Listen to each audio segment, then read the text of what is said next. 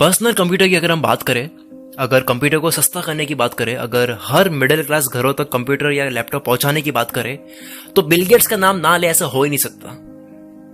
Bill Gates ने अपनी पूरी जिंदगी दी है पर्सनल कंप्यूटर को और बेटर बनाने में।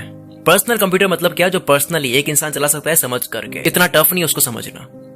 या फिर लैपटॉप को चलाना है, कंप्यूटर को चलाना इतना टफ नहीं है। पहले सुपर कंप्यूटर होते थे, पूरे कमरे जितने बड़े होते थे, और चलाना भी हर किसी की बस की बात नहीं थी, और 2-3 लोग मिलकर चलाते थे। कई बार ऐसे होते थे जैसे कोई हवाई जहाज उड़ा रहा है। फोटो में देख सकते हो, आपको दिख रहा होगा। जब मैं बीसीए कर रहा था तब ये मैंने देखा था, पहली बार सुना था। मैं वाकई में शॉक हो गया था कि यार एक कंप्यूटर को चलाने के लिए इतनी चीज है, इतना बड़ा होता है कंप्यूटर। बिल गेट्स का जन्म अमीर फैमिली में ही हुआ था, मतलब बिल्कुल ही गरीब नहीं थे वो। इनकी कहानी ऐसी नहीं है कि बचपन में बहुत गरीब थे, ऐसा नहीं इनके साथ में। इनके फादर लॉयर थे, तो हर घर की तरह इनके फादर भी चाहते थे कि वो भी अपने फादर की तरह एक सक्सेसफुल लॉयर बने। लेकिन उनकी रुचि थी कंप्यूटर में, प्रोग्रामिंग में। ये जो सॉफ्टवेयर बनाने होते हैं, इसमें कोडिंग करनी होती है। आपकी डिस्प्ले पे दिख रहा होगा, ऐसे कोडिंग करनी होती है, इससे सॉफ्टवेयर्स बनते हैं, प्रोग्राम्स बनाने होते हैं ऐसे। तो उनको इन सब चीजों में रुचि थी, उनको ऐसा कुछ करना था, इसमें कुछ बड़ा करना था, और कमाल कर भी रहे थे। केवल रुचि ही नहीं थी, केवल इंटरेस्ट ही नहीं था, कर भी रहे थे। 13 साल की उम्र में उन्होंने टिक टैक टॉय नाम का एक गेम बना दिया। गेम बनाना एक काफी टफ कामों में आता है। ये गेम बनाना, सॉफ्टवेयर बनाना, रोबोट बनाना, ये जो एआई होती है, आर्टिफिशियल इंटेलिजेंस, ये सब वर्ल्ड के सबसे भारी कामों में आता है। इसके साथ में उनके साथ में ऐसा नहीं था कि वो पढ़ाई में अच्छे नहीं थे, वो पढ़ाई में भी अच्छे थे। क्योंकि नॉर्मली हम क्या सुनते हैं कि पढ़ाई में अच्छे नहीं थे तो यहाँ पे बहुत अच्छा कर रहे थे, लेकिन ये तो पढ़ाई में भी अच्छे थे। इन्होंने सेट नाम के एग्जाम में 1600 में से 1590 नंबर ला लिए थे। और एक बार तो स्कूल में लड़कियों को इंप्रेस करने के लिए कंप्यूटर नेटवर्क हैक कर लिया था।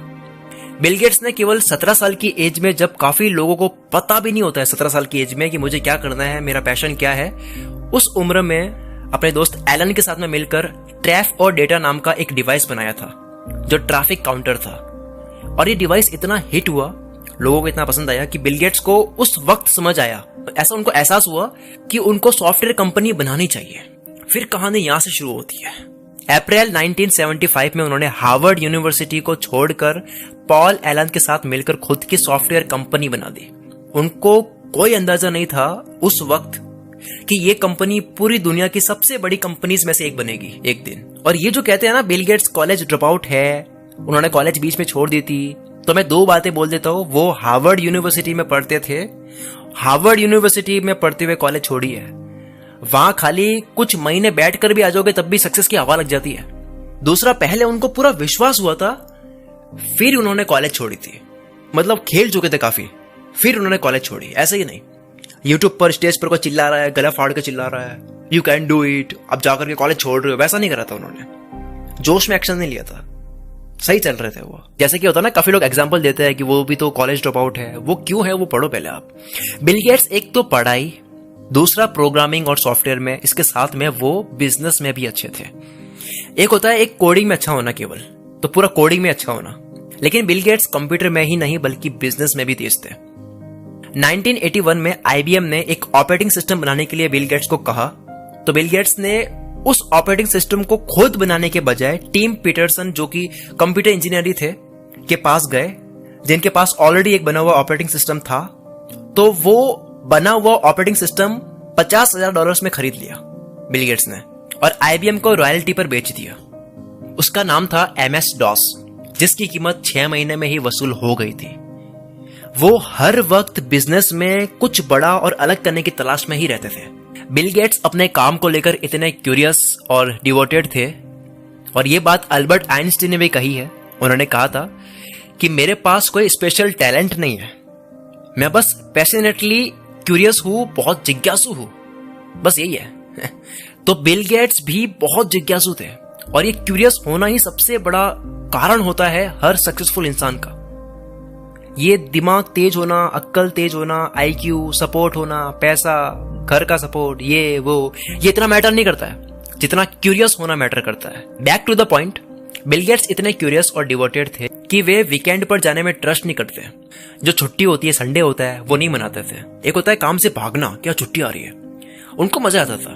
और उनकी कंपनी में काम करने वाले हर व्यक्ति के कार नंबर प्लेट याद थी उनको, ताकि ये पता कर सके कि कौन किस वक्त काम पर आता है, कौन लेट आता है। इतने क्यूरियस होने की वजह से, प्रोग्रामिंग में तेज होने की वजह से, बिजनेस में तेज होने की वजह से, बचपन से ही बड़े बड़े धमाके करने की वजह से, समय की कदर करने की वजह से, कुछ ही सालों में 1987 में जब वो 31 साल के थे, तब उनका दुनिया के सबसे अमीर लोगों की लिस्ट में नाम आ चुका था।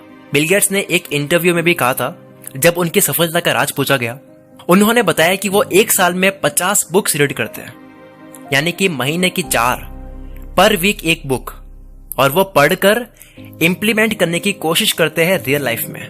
बिल गेट्स ने कई बारी अपनी सक्सेस का राज बुक रीडिंग ही बताया। शायद इसीलिए हमें भी बुक पढ़नी चाहिए, क्योंकि हमारे सामने एक इंसान प्रैक्टिकली करके देखकर साबित कर चुके हैं कि बुक्स की क्या पावर होती है। एक बार बिल गेट्स ने कहा था कि उनकी लाइफ का सबसे बड़ा रिग्रेट यह है कि वो इंग्लिश के अलावा और दूसरी लैंग्वेज नहीं जानते। मतलब और लैंग्वेज पता होती तो वो और ज्ञान ले पाते, उनका ये मानना है। इस बात से आप अंदाजा लगा सकते हो कि उनके अंदर नई चीज सीखने की कितनी क्यूरियोसिटी थी, और कितनी क्यूरियोसिटी है भी, अभी भी है। इतने बड़े बन जाने के बाद भी, इतने ज्ञानी होने के बाद भी आज भी पढ़ते रहते हैं। एक बार एक स्टूडेंट ने बिल गेट्स और वॉरेन बफेट से एक सवाल किया था कि वो कौन सी सुपर पावर है, वो कौन सी शक्ति है जो आप पाना चाहते हो। तो बिल गेट्स ने कहा फास्ट पढ़ने की शक्ति, और वॉरेन बफेट ने भी यही बात बोलते हुए कहा मैंने अपनी जिंदगी के 10 साल वेस्ट कर दिए स्लो पढ़ने में। दुनिया के सबसे अमीरों में टॉप 10 में इनका नाम आता है। इन्होंने भी, बिल गेट्स और वॉरेन बफेट ने भी शक्ति पानी चाहिए तो फास्ट रीडिंग पढ़ने की। कोई गायब होने की, हवा में उड़ने की, टाइम ट्रेवल करने की, फ्यूचर में जाने की बात नहीं करी उन्होंने। एक ही शक्ति चाहिए, फास्ट पढ़ने की, स्पीड से ज्ञान लेने की। फिर बिल गेट्स ने 1994 में एंड्रयू कार्नेगी और जॉन डी रॉकफेलर से इंस्पायर होकर उन्होंने अपनी कंपनी के कुछ शेयर बेचकर विलियम एच गेट्स फाउंडेशन की स्थापना कर दी, और सन 2000 में अपनी वाइफ के साथ में मिलकर bill and Melinda Gates foundation की स्थापना की, जिसके लिए उन्होंने अपने कंपनी के $5 बिलियन के शेयर्स बेच दिए। $1 बिलियन कितने होते हैं? 7,000 करोड़ रुपए। तो बिल गेट्स ने $5 बिलियन के शेयर्स बेच दिए अपनी फाउंडेशन के लिए, जो एनजीओ के लिए अमाउंट इकट्ठा करती है लोगों की भलाई में। 2007 में उन्होंने अपनी नेटवर्थ का 95% अमाउंट डोनेट कर दिया था। 2013 के अकॉर्डिंग उनका यह फाउंडेशन दुनिया का सबसे वैल्यूएबल फाउंडेशन बन गया था। बिल गेट्स 1995 से 2007 तक दुनिया के सबसे अमीर आदमी बने रहे, फर्स्ट पे। 2007 में डोनेशन की वजह से वो पीछे गए थे। बिल गेट्स ने अपने बच्चों के सक्सेस के बारे में भी यह कहा था कि वे अपने तीनों बच्चों को अपनी $1 बिलियन की संपत्ति में से सिर्फ 10-10 मिलियन ही देंगे, क्योंकि वे अपने बच्चों को आलसी बनाना नहीं चाहते हैं। आज वे जो भी काम कर रहे हैं वो सिर्फ समाज सेवा के लिए कर रहे हैं। हमें बिल गेट्स की लाइफ से बहुत कुछ सीखने को मिलता है, बहुत ज्यादा कुछ सीखने को मिलता है। अगर दुनिया में हर काम को डेडिकेशन के साथ में किया जाए, इंटेलिजेंस के साथ में किया जाए, तो सफलता मिल ही जाती है। बड़ा काम करने के लिए एजुकेशन से ज्यादा इंपॉर्टेंट है कि आपके अंदर कितनी क्यूरियोसिटी है, कितनी जिज्ञासा है, कितनी समझ रखते हो।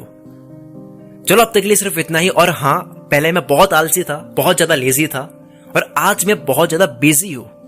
अगर आपको मेरी लेजी से बिजी तक की कहानी जाननी है तो डिस्क्रिप्शन में और कमेंट में लिंक है, आप उस पर क्लिक करो, मेरी कहानी पढ़ो। मैंने अपनी लाइफ को स्टडी करी, ऑब्जर्व करा, मैं आलसी क्यों था और अब क्यों नहीं हूं। मुझे रीजन पता है, वो रीजन मेरी कहानी से आपको मिल जाएगा। उस कहानी के बाद में आपको यह भी समझ आ जाएगा कि आपको मेरी बुक, मैंने एक बुक लिखी है, वो बुक आपको क्यों पढ़नी चाहिए। टालने का कीड़ा बुक का नाम है। वो बुक आपको क्यों पढ़नी चाहिए, उसका रीजन आपको मिल जाएगा। आप सिर्फ एक बार लिंक पर जाकर के मेरी कहानी पढ़ो, फिर उसके बाद में आप डिसाइड करो कि आपको मेरी पूरी बुक पढ़नी चाहिए या नहीं। अब तक के लिए इस वीडियो में सिर्फ इतना ही। मिलते हैं अगली वीडियो में। Wish you all the very best. मैं शकील कुल मित्र से हर बार की तरह इस बार भी आपके सपनों को सपोर्ट करता हूं।